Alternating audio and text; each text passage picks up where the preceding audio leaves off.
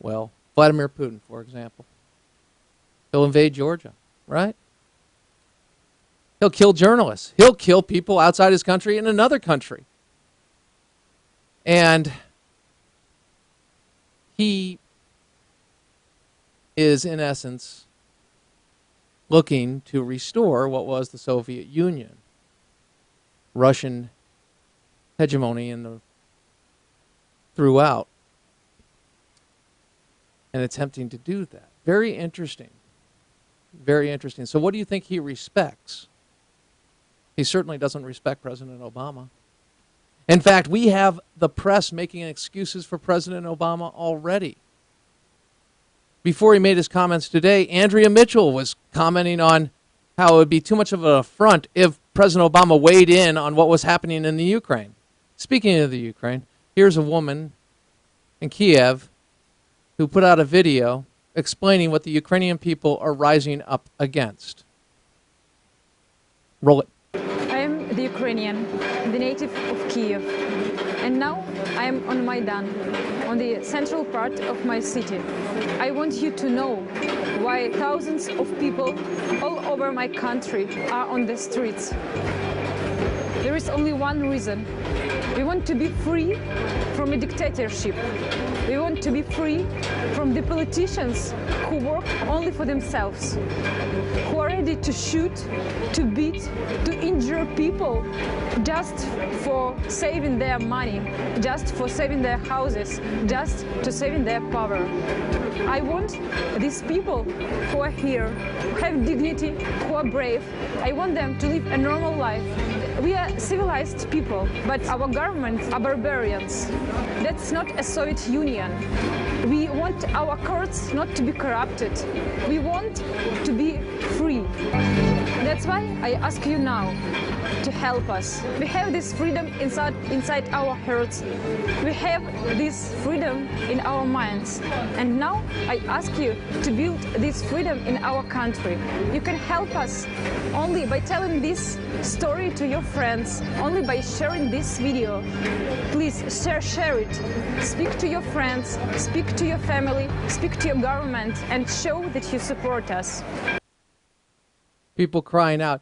This, when I see the pictures of what's taking place in Kiev, I see that, all right, we have the struggle of the EU or making the deal with Putin, and in essence, a bargain with Putin on the notion that he'll pay down their debt,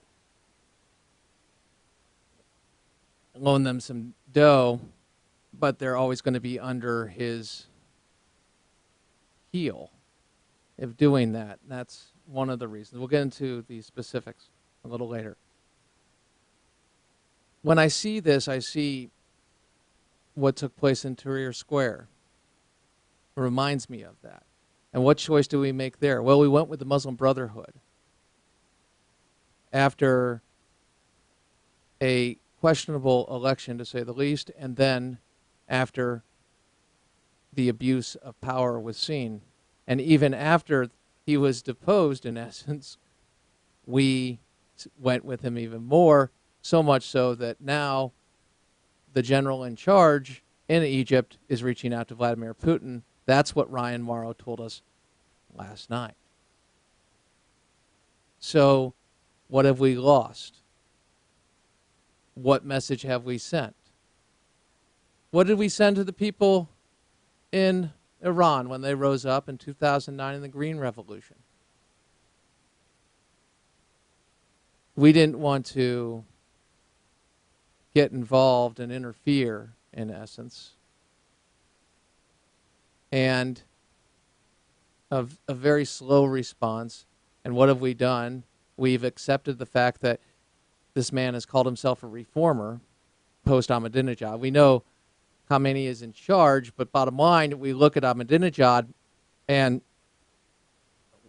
he's gone, and we have Rouhani, and no reformer. He's just another one of the same. And who suffers? Well, the Iranian people suffer. How could we help them? NGOs, non-governmental organizations, working with them, looking to, in essence, overthrow the regime and make that our declared policy. You say, Crane, that's equivalent to war. You're going to do that. Do we want to pull off the blinders and accept the fact that they do not share our values? They are going to continue to march toward a nuclear weapon, and they have American blood on their hands over the last 30 years. Among other blood on their hands, they are the state sponsor of terror, leading state sponsor of terrorism, second to Al-Qaeda in the amount of blood on their hands. My point is, are we going to see the world for what it is or for what we want it to be?